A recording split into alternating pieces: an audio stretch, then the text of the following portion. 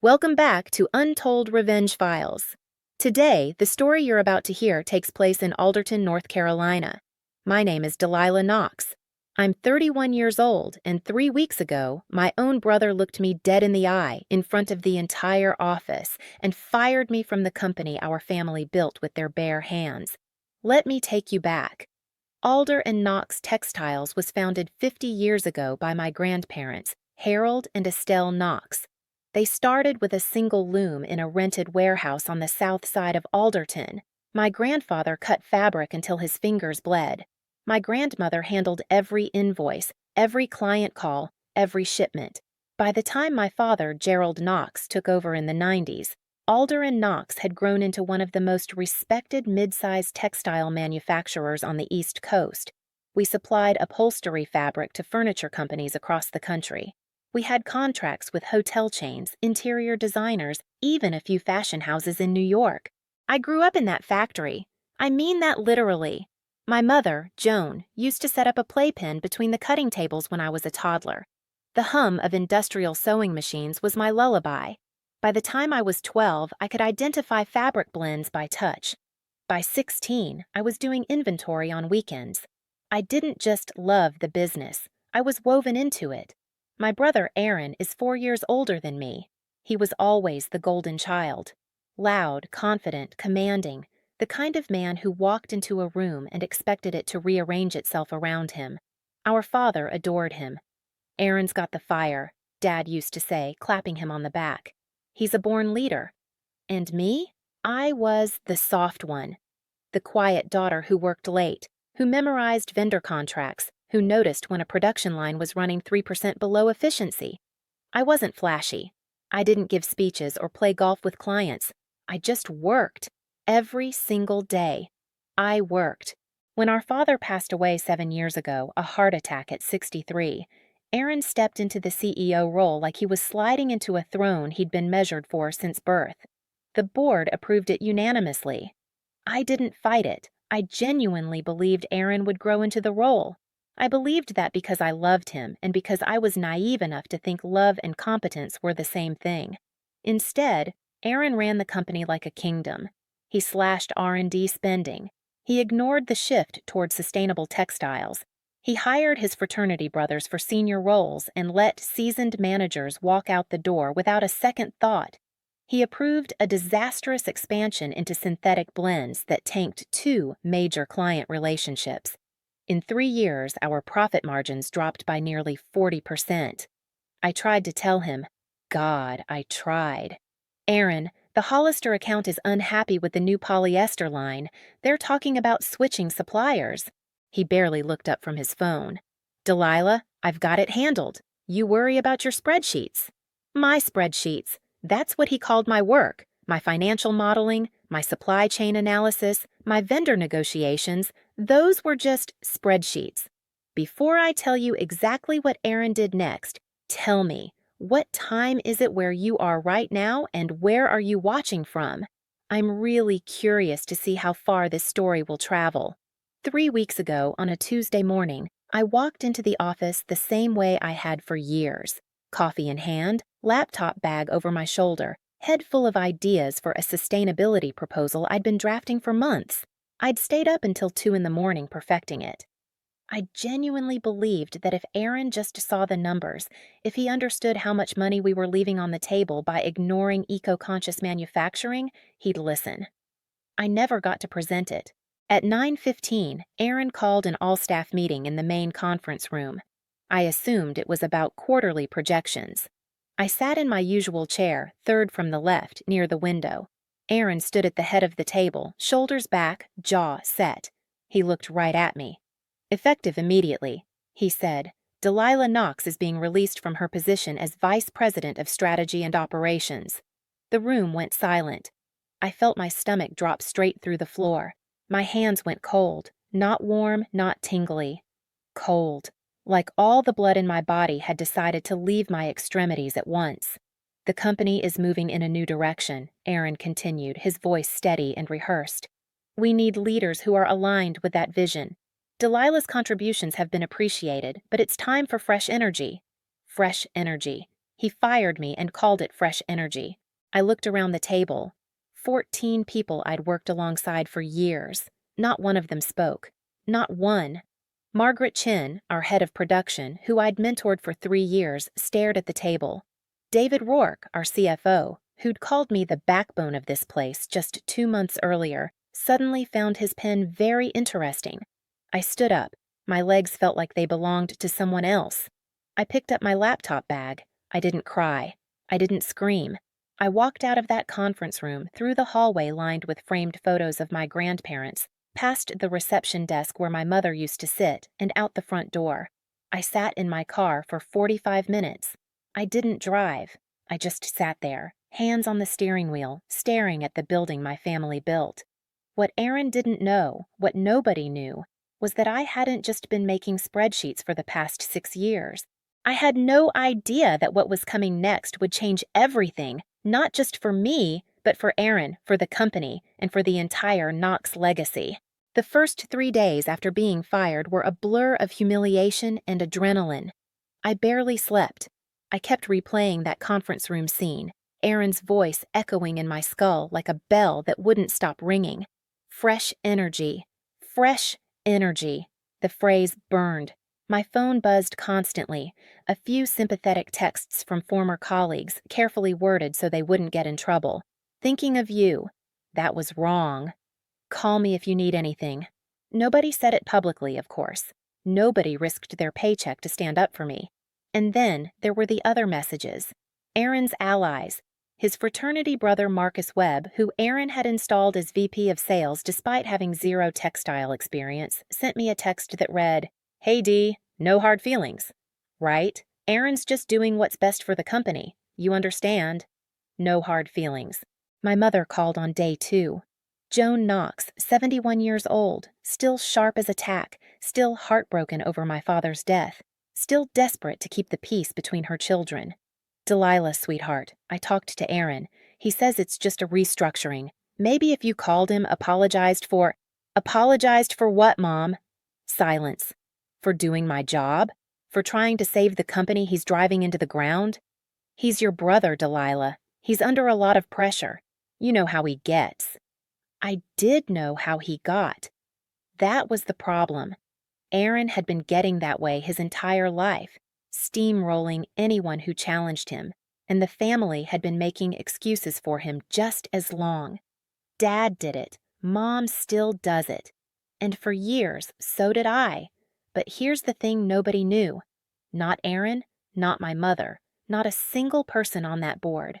6 years ago, right after Aaron took over as CEO and I watched him make his first catastrophic decision, canceling our partnership with Yamamoto Fabrics, a Japanese supplier who'd been with us for 20 years, I made a choice. A quiet one. I didn't announce it. I didn't argue about it in a conference room. I just did it. I started Pinegate Holdings. It began as a private equity vehicle, small and lean, funded with my personal savings and a modest inheritance from my grandmother Estelle, who'd left me her share outside the family trust. I partnered with Ramona Castillo, a corporate attorney I'd met at a trade conference in Charlotte, and Wesley Odom, a financial strategist who'd spent 15 years at a major investment firm before going independent.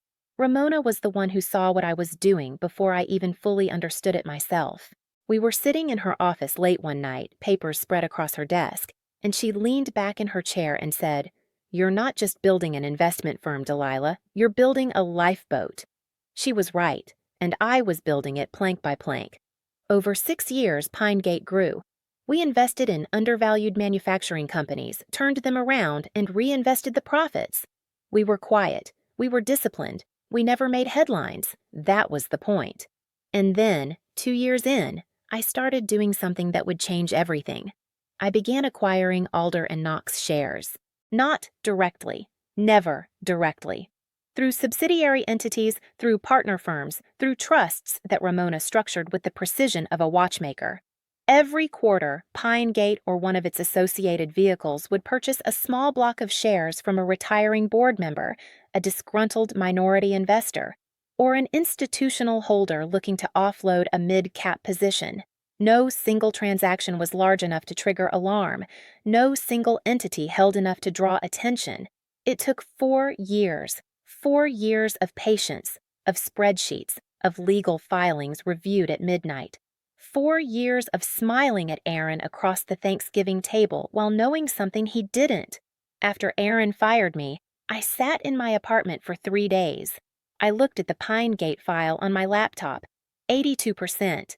That's how much of Alder and Knox was now controlled by Pinegate Holdings and its associated entities. 82%. I called Ramona. "It's time," I said. "You sure?" she asked. Not because she doubted me, because she wanted me to be sure I was doing it for the right reasons. I thought about it. Really thought about it. Was this revenge? Was I about to destroy my brother because he hurt me? No, I was about to save my family's company because he was destroying it. "I'm sure," I said. "Then I'll draft the notice for the board, emergency session, 48 hours. I hung up the phone. My hands weren't shaking anymore. My stomach wasn't churning. For the first time in years, I felt something I hadn't expected. Calm. The next morning, I woke up clear-headed, my mind sharper than it had been in months. For the first time, I wasn't trying to earn my place at a table that was never going to make room for me. I was done asking permission to care about what was mine. It was time to claim it. The emergency board meeting was called for Thursday at 10 a.m., 48 hours after Aaron fired me. He didn't know I'd called it. The notice came from Pinegate Holdings legal counsel, formally requesting an extraordinary session to address a material change in the company's ownership structure. Aaron probably assumed it was some outside investor making noise. He had no idea. I arrived at the Alder and Knox headquarters at 9:45. I wore a charcoal suit my grandmother would have approved of. I carried a leather portfolio with every document Ramona and I had prepared. I walked through the same front door I'd been escorted out of 6 days earlier. The receptionist's eyes went wide. "Ms. Knox, I have a board meeting," I said. Calm, measured, no drama. The conference room was full. All 7 board members, David Rourke, the CFO, Margaret Chen, and Aaron sitting at the head of the table, leaning back in our father's chair with that look he always wore, the one that said he already knew how this meeting would end. He saw me and his expression flickered. Confusion, then irritation, then something he quickly smoothed over with a smirk. "Delilah, I wasn't aware you were invited." "I wasn't invited," I said, taking a seat across from him. "I called this meeting." Ramona entered behind me, followed by Wesley Odom. She placed a bound document in front of every board member. The cover page read, "Pinegate Holdings, LLC, Disclosure of Controlling Interest in Alder and Knox Textiles, Inc." Aaron picked up the document. I watched his eyes scan the first page. I watched the color leave his face. "What is this?" he said. Ramona spoke first. "Over the past 4 years, Pinegate Holdings and its affiliated entities have acquired 82% of Alder and Knox's outstanding shares. This acquisition was conducted in full compliance with SEC regulations and all applicable disclosure requirements. As of this morning, the transfers have been finalized and verified." The room was silent. Board member Patricia Langford adjusted her glasses and flipped through the pages. Howard Tan, the longest-serving director, looked at me with an expression I'd never seen from anyone in that room before. "Respect." Aaron's jaw tightened. You can't just—" "I can," I said quietly. And I did. "Pinegate Holdings is my company, Aaron. I founded it 6 years ago. I am its managing director, and as of today, I hold the controlling interest in Alder and Knox." Have you ever watched someone realize in real time that the person they dismissed was the one holding all the cards? That's what I saw on my brother's face. Not just shock, recognition. The slow, terrible understanding that every time he called my work spreadsheets, every time he waved me off in a meeting, every time he treated me like an afterthought, I was quietly, methodically, building the very thing that would save the company he was running into the ground. "You can't do this to me," he said, his voice cracking for the first time. "This is Dad's company." "It was Grandma and Grandpa's company," I corrected him.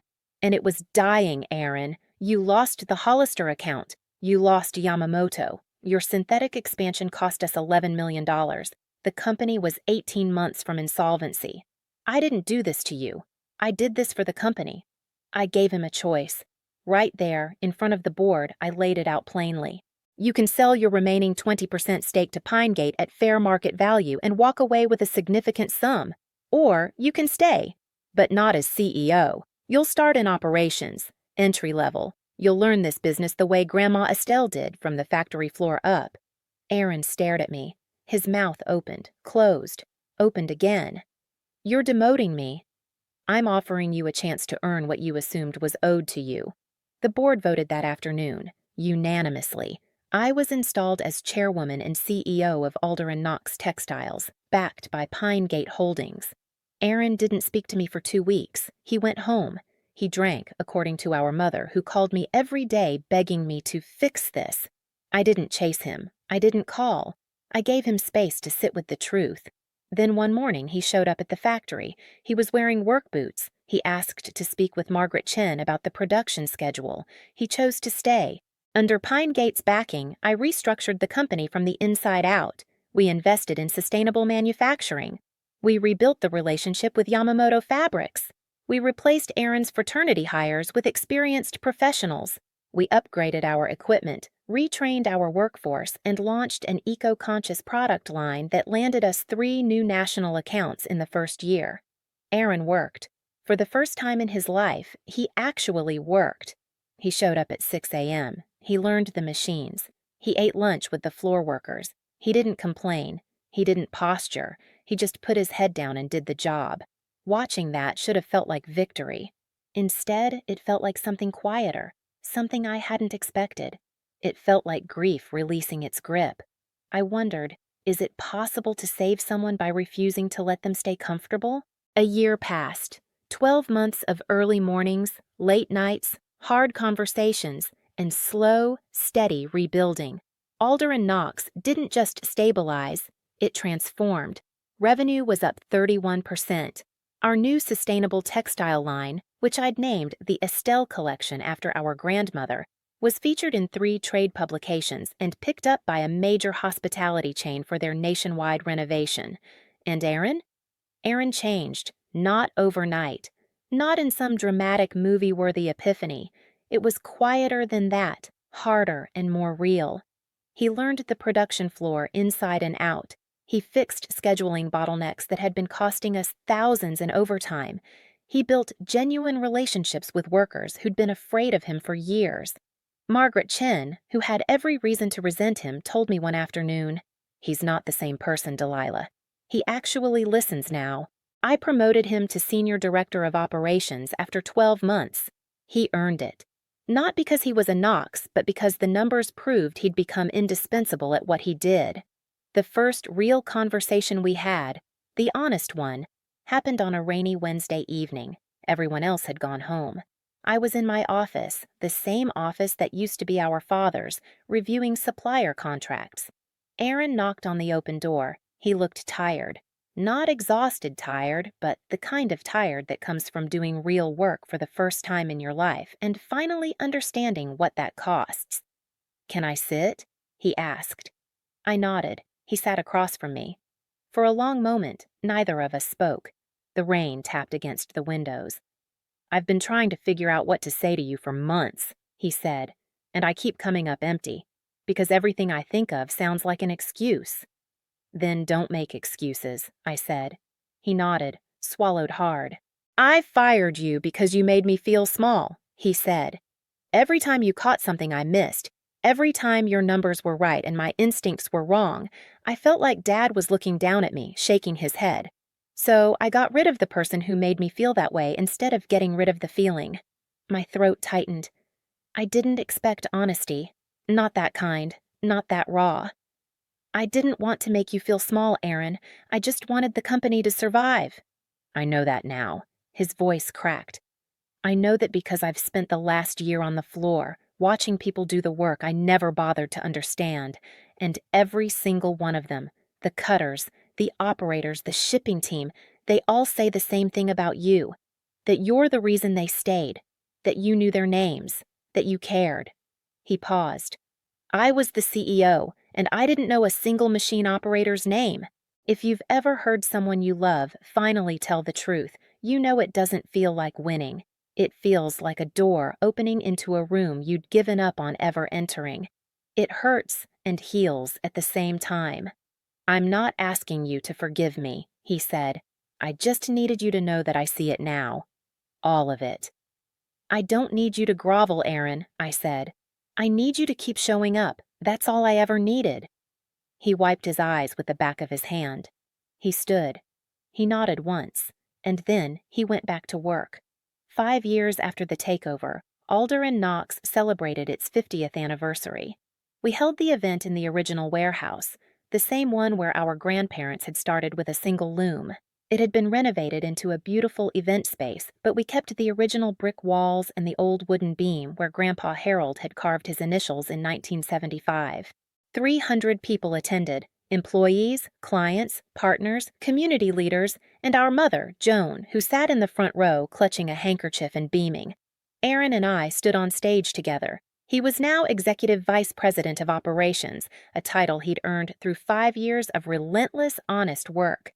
I was still CEO and chairwoman, but standing up there, the titles didn't matter. What mattered was what we'd built. Not just a profitable company, but a different kind of legacy, one that wasn't about entitlement or birthright, one that was about showing up, doing the work, and earning your authority every single day. I spoke first. I talked about our grandparents, about the factory floor, about the Estelle collection. And then I introduced Aaron, and I said something I meant with every fiber of my being. My brother is proof that it's never too late to become the leader you were supposed to be. Not the one you were handed the title for, the one you earned. Aaron stepped to the microphone. He was quiet for a moment. Then he said, 5 years ago, my sister didn't destroy me when she had every right to. She gave me a choice, and that choice saved my life." The room was silent. Then it wasn't.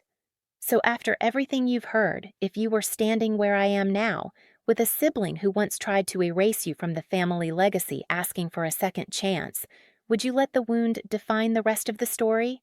Or would you bet on the possibility that people can change and build something neither of you could have built alone? I don't have a perfect answer. I just know this. Real power isn't taking everything from someone who wronged you. Real power is building something so strong that there's room for them to grow too if they're willing to do the work. The Knox name doesn't mean what it used to. It means something better. And that's where I'll leave this story. But before you go, I want you to really sit with this one for a second. Delilah didn't scream. She didn't beg. She didn't post on social media. She didn't badmouth her brother to the family. She didn't need the world to validate what she already knew about herself. She just built, quietly, strategically, patiently, for 6 years. While everyone around her was underestimating her, overlooking her, calling her the soft one, she was becoming the most powerful person in the room, and nobody even noticed until it was too late. And here's what gets me about this story. When the moment finally came, when she had every right, every legal standing, every reason to destroy Aaron completely, she didn't. She gave him a choice.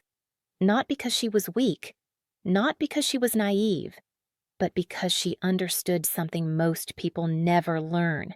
True power isn't about crushing the people who wronged you. It's about being strong enough to offer them a way forward and letting them decide what they do with it. Aaron could have walked away. He could have taken the money and disappeared, but he didn't. He stayed. He humbled himself. He learned. And 5 years later, he became someone worthy of the name on that building. That didn't happen because Delilah was soft. It happened because she was strategic. It happened because she was patient. It happened because she refused to become the kind of person her brother was, even when the world would have applauded her for it. So let me ask you one more time.